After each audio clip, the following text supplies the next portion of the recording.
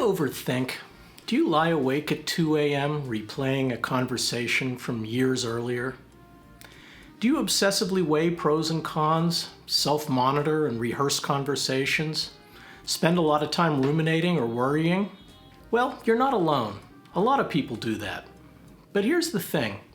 Most advice about overthinking starts by assuming it's a bad habit you need to break. There are a lot of videos here on YouTube about how to break the habit. But from a psychodynamic perspective, overthinking isn't just a bad habit. It's an attempted solution. Let's understand its function before rushing to make it go away. I'm Dr. Stephen Reidbord, a longtime psychiatrist and psychiatric educator, and this is More Than Meds. Thinking is good. We can all agree on that. You think about something, you arrive at a conclusion or a decision, and you act on it. Where would we be if we didn't think? But overthinking isn't like that. It's circular, it's unproductive, it's analysis paralysis. It may feel like you're trying to work something out, come to a conclusion, but actually you're not. In many cases, overthinking helps you avoid coming to a conclusion or a decision. So the first point to make is that there are different kinds of overthinking, that is, thinking too much. If you're dwelling on the past, ruminating, or worrying about the future, this is unresolved business your mind is still chewing over. It's as though you could change the past by thinking about it, which of course you can't. You can't change the past. Or as though you could see what's coming in a new way, which is possible, but after a while you're doing it out of anxiety, not a real hope for a new viewpoint. Ruminating about the past and worrying about the future are versions of thinking driven by feeling. At some level, you believe you can relieve the bad feeling of regret or worry if you think about it enough. It's almost like you're paying the price to make the feeling go away. Unfortunately, feelings don't work that way. Overthinking in the form of ruminating about the past and worrying about the future, it's ultimately unproductive. What do you do about it? Pay attention to the feeling itself. That's what's driving all that thinking. Do you feel deep remorse about the past? Or anger? Do you have fear about the future? What's the feeling you've been trying to banish? That gets you more to the root of the issue, doesn't it? But there's another kind of overthinking I really want to focus on. It goes by the long name intellectualization. But don't click away because of all those letters. It's not that hard to explain. It's a classic defense mechanism. Freud anticipated the idea, but Anna Freud, his daughter, who was also a psychoanalyst, named it in 1937, about 90 years ago. When an emotion is too painful or too threatening to feel directly, the mind sometimes turns it into an intellectual problem. For example, a recently divorced person may not feel the grief of losing their marriage, but instead research divorce statistics, read up on attachment theory, become an expert on what went wrong. They're not avoiding the topic exactly. They're intensely engaged with it, but only from the neck up, only with thinking, not feeling. Another example would be a patient with a new cancer diagnosis who fights off the fear and helplessness by diving into cancer statistics, the details of experimental drug trials, and so on. All that emotional energy is redirected to thinking, really overthinking. Intellectualization is clutching onto facts and figures in order to avoid painful or troubling feelings. Someone who insists in a strained, agitated voice that we really need to think through this rationally might be showing that. Intellectualization is closely related to a defense mechanism I talked about in another video called isolation of affect. Being conscious of the facts of a situation while repressing, being unconscious, of the associated feelings. In the other video, I proposed that functional freeze, popular term for feeling numb and going through the motions in life, may be a good example of isolation of affect, protecting yourself from the feelings. As another example, consider a patient who can describe their childhood trauma in great detail, but with zero feeling. They know everything about it while feeling nothing.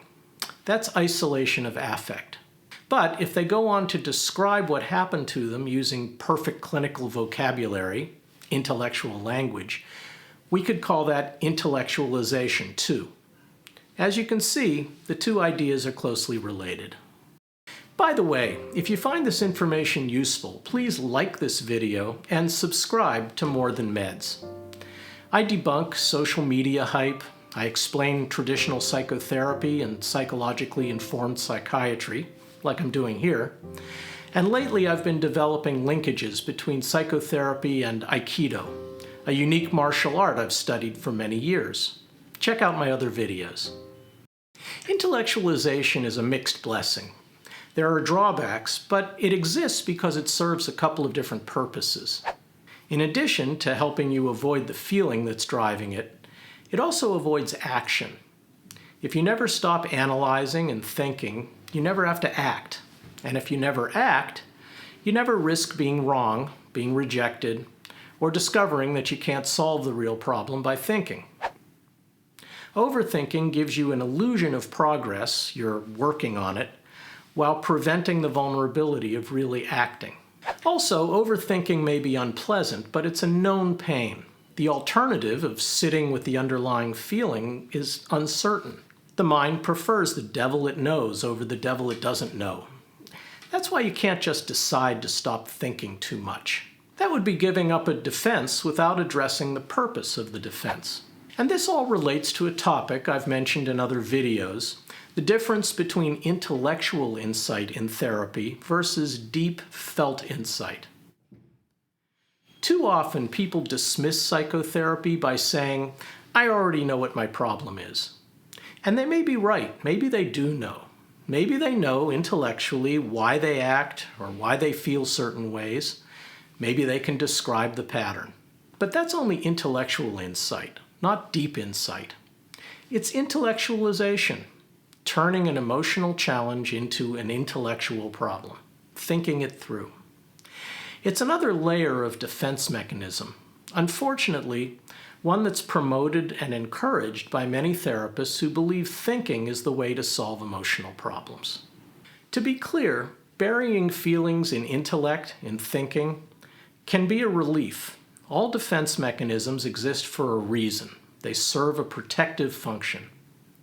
The question is whether any particular defense mechanism leads to a happy, fulfilling, satisfying life.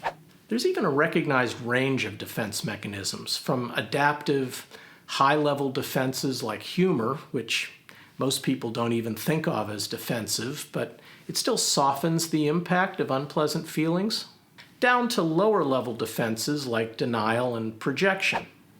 And generally speaking, higher-level defenses are more apt to lead to a happy, fulfilling, satisfying life. Intellectualizing falls in between. It's considered a mid-level or so-called neurotic defense. Higher level than denial, lower than having a sense of humor about your problems. Most people who overthink want to stop. They view it as a problem. In their own estimation, it's not a good way to live. But to give up a defense, you need to deal with the feelings driving it. So the goal of psychodynamic therapy, the kind I do, is not to stop overthinking or intellectualizing. It's to develop the capacity to feel what the defense protects against. As a practical matter, when you catch yourself overthinking, the question isn't, how do I stop? It's, what am I not feeling right now? Overthinking isn't something that's wrong with you. It's an adaptation, a protection against feelings that you weren't ready to have just yet.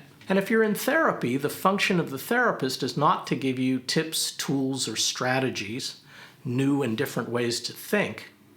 It's to sit with you in the feeling you've been defending against until it becomes bearable. And you don't need all that thinking to insulate you from it.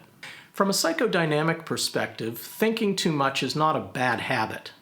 It's a good idea, a coping strategy, taken too far.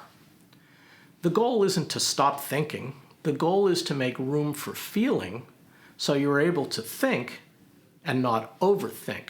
I'm Dr. Stephen Reidbord, a San Francisco psychiatrist with a mostly psychotherapy practice. I published psychotherapy research early in my career, And for decades, I've taught psychiatrists-in-training about psychotherapy, psychiatric controversies, and medical ethics. I welcome your comments and questions below. I read every single one of them, and if you ask me a good question, I'll give you a good, thoughtful answer. Stick around and check out another video of mine, for example this one, where I talk about so-called functional freeze and isolation of affect. Thanks, and I'll see you next time.